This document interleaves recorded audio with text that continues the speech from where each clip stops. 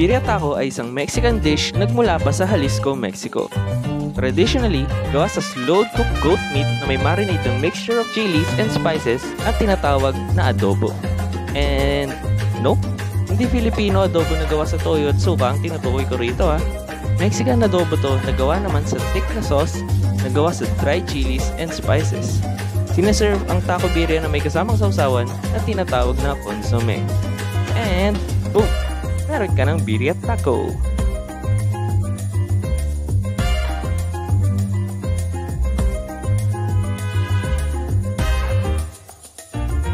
Hi guys!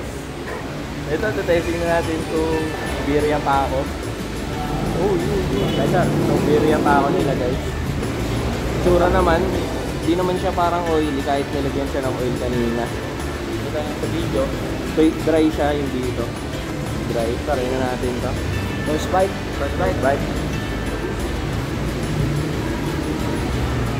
Pero sa akin, parang siyang shawarma talaga.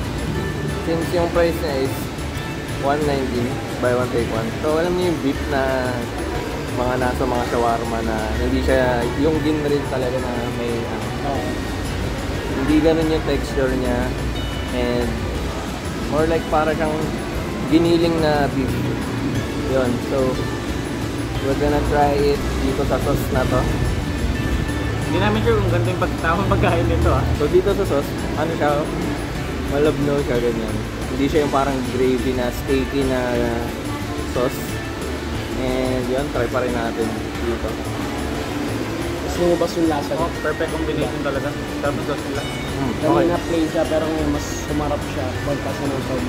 Hindi siya maanghang Hindi siya maanghang like na in-expect niya na. Okay nga amoy niya, okay lang. Hindi sobrang lakas ng aroma niya, no?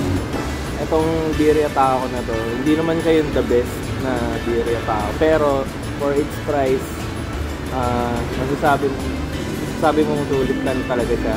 And sa price na yon na 119 or 99, makakain ka na ng Mexican food. Kaya, so good. Kung umabot ka sa part ng video na to, huwag mo kalimutang mag-subscribe. I-click mo na yan doon. Please, mag-comment kayo dyan sa baba ng hashtag kahit ano gusto nyo sabihin. Basta lagyan nyo ng hashtag pinakamalupit na food review show sa mundo. Once na makahit to ng 1,000 subs, makakatanggap na yung lucky winner natin. 1,000 Gcash.